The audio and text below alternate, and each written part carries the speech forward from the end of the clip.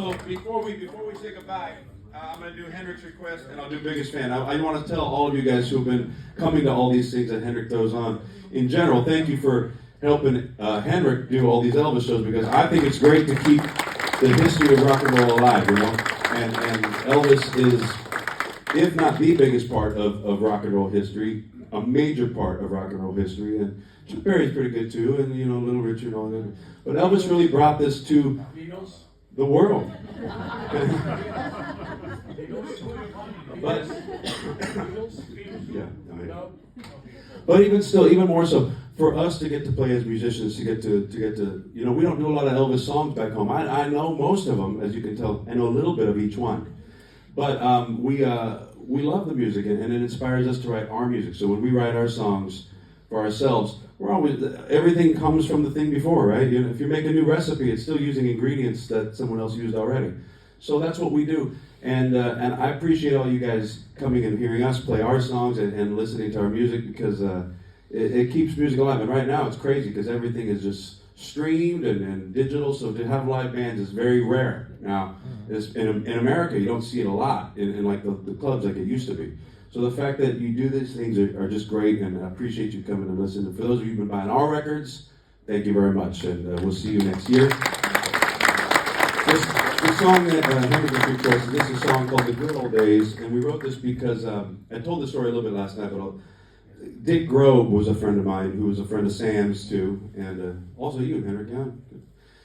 And he lived not far from me in Las Vegas, and I'd have lunch with him every week almost. We'd go, me and Tony would go meet him for, he liked to drink Crown Royal too. Well, he drank that, what was it, Tuaca or something? Yeah, and beer. He loved a beer. He loved a beer. He would drink a beer and he'd get a shot, and he'd smoke about 1,000 cigarettes in the hour and a half. And we'd sit there and we would just talk, and it wasn't so much talking about Elvis or anything like that. We didn't talk about that. We just talked about him and how, you know, what a badass he was. And then we became very good friends, and him and his wife Melissa actually introduced me to Sam long ago. Brought him to my show. Yeah, it's Strasbourg. And we'd have these Christmas parties at our house, and Dick would come over all the time to the Christmas party. And the very last time he came, he asked me, he said, "Can I bring my family?" He was very sick. He had cancer. He was very, very sick. And he asked if he could bring his whole family to my house for Christmas. And we already had like 60 people, right? And our space was small. And we're like, you know, that's going to be a lot of people. We got to get more food. But of course you can bring your whole family. What's the whole family? He goes, "Oh, all my family from Europe are here." There's like 20 of us. I'm like, come on, you know. So I said, "I don't know if I have that many cigarettes."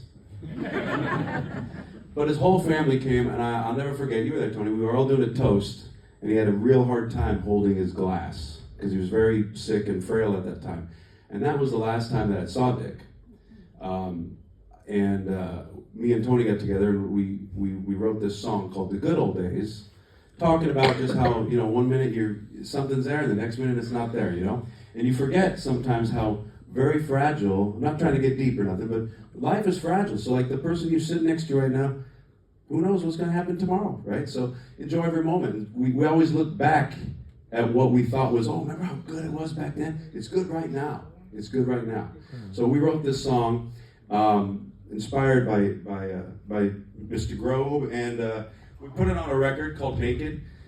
It was the last second decision to put this on the record because we already had the record finished. So we liked the song. We sent it to my publishing company and distribution, and they're like, "Oh, this is good. Put this out." Like, the album's already coming out. So we stuck it on real quick, and this song has sold double platinum in America. Sold over 2 million copies for us. And I think it's because yeah. But the cool thing about that is because it's also our favorite song to sing, and it means a lot to us. And we recently, because we knew we were coming out here, because everyone asked, "Hey, what album is The Good Old Days on?" So we made our own album, The Good Old Days. And we have it back there, and we put a picture of my little dog that I just lost also on there, Stanzi, my little English bulldog's on there. So whoever requests the Angel in Disguise, we're not doing that tonight. Nope. I didn't ask. But sounds on there, and we give all the proceeds of our CDs and stuff to animal foundations and shelters to help get animals food and stuff like that. We're big animal people. Are you, Jim? Yeah. So this is, anyway, long story short, this is the good old days. We'll do this.